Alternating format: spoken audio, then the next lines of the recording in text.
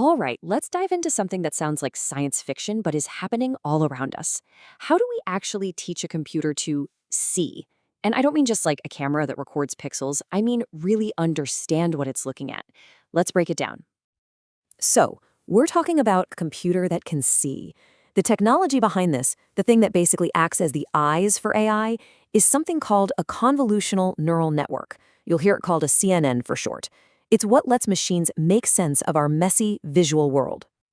I mean, just think about it for a second.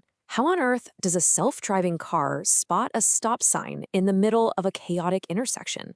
Or maybe even more personally, how does your phone know it's you and unlock instantly? Yep, the answer to both of those questions is the exact same tech we're going to unpack right now. Okay, so here's the really cool part.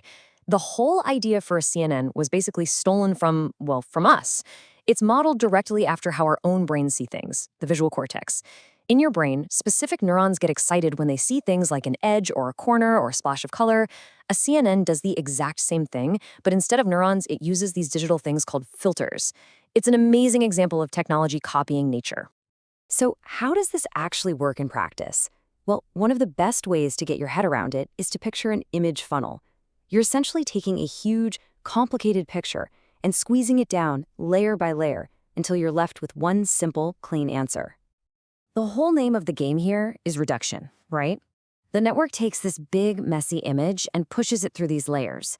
And with each layer, it gets smaller and more refined. It's all about filtering out the junk, the noise, and holding on to only the most critical bits of information that it needs to figure out what it's looking at. And here's the basic roadmap of that funnel. We start with the input image, then we hit the convolutional and pooling layers to find features, we flatten it all out, and then the fully connected layer makes the final call. It sounds like a lot, but we're going to go through it step by step, so let's jump in. All right, now we're getting to the really cool stuff, finding the key features. This is where the magic really happens, and it's all thanks to two super important steps, the convolutional layer and the pooling layer.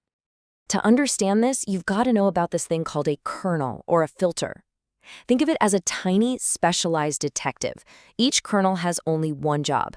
Maybe its job is to find vertical lines. That's it. Another one might just look for sharp corners.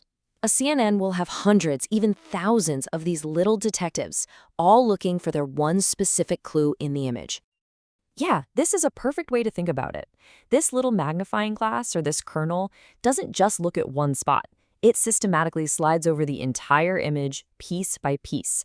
And at every single stop, it's asking, hey, is the thing I'm looking for here? Is it? That sliding motion, that is the convolution in convolutional neural network. Now you know. So what's the result of all that scanning? You get something called a feature map. It's basically a treasure map. For the kernel that was looking for vertical lines, this map will light up everywhere it found one. It's a new image that just highlights where a specific feature lives. And remember, the network does this for every single kernel, creating a whole stack of these feature maps. Okay, so we've got all these amazing feature maps, but now we have a new problem. That's a ton of data. So the next step is to make things a little more manageable. Enter the pooling layer. Its entire job is just to shrink everything down, to downsample those feature maps we just worked so hard to create. And you might be thinking, why shrink it? Aren't we losing information? Well, it's crucial for two big reasons. First, speed. I mean, less data means way faster processing. It's a huge deal. Second, it makes the network more robust. By summarizing a small area, it cares less about the exact pixel location of a feature. So a cat's ear is still a cat's ear, even if the cat's head is tilted a little. It makes the whole system less fussy. And just to put some numbers on that, check this out. If you have a 24 by 24 pixel feature map, a typical pooling step will shrink it to 12 by 12. Just like that. You've just thrown out 75% of the data, but you've kept the most important part. That is a massive, massive win for efficiency.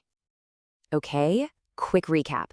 We've found our features, we've shrunk the data down to size. Now we're at the bottom of the funnel. This is where the network has to take all this processed information and actually make a call to make a final decision. But before we can do that final analysis, there's one last bit of housekeeping. It's called the flattening layer, and it does, well, exactly what it sounds like. It takes all those little 2D feature maps and just unrolls them, lining them up end to end to create one long, single list of numbers. It's a super simple step, but it's absolutely necessary for what comes next. And now we've arrived at the brain of the operation, the fully connected layer. This is where all the thinking happens. It looks at that long list of features it was just handed. Okay, I see whiskers, I see pointy ears, I see a furry texture, and it starts to put the puzzle together. It's learned from tons of examples that when those specific features show up together, there's a really, really high chance it's looking at a cat. And this is what it all spits out at the very end. The output layer gives us a nice, clean list of probabilities. So after all that work, the network comes back and says, okay, I'm 95% sure this is a cat. There's a 4% chance it's a dog, maybe a 1% chance it's a bird. The final answer? It's just whichever one gets the highest score. Simple as that. Okay, so that's all the theory. But who cares, right? Why does any of this actually matter? Well, let's talk about where this stuff is being used out there in the real world, because it's pretty much everywhere. Seriously, the applications are mind-blowing. Self-driving cars, CNNs are the eyes that let them see a pedestrian or a red light. In hospitals, they're helping doctors spot tumors on MRIs, sometimes even better than a human can. And yeah, that phone in your pocket that unlocks with your face, that's a CNN doing its thing. This isn't some future tech. It's already here, woven into the fabric of our lives. So that's the whole journey, from a simple pixel to a complex understanding. We have, for the first time, given machines the gift of sight. And that really leaves us with one massive question to chew on. Now that our computers can finally see, what should we teach them to look for next?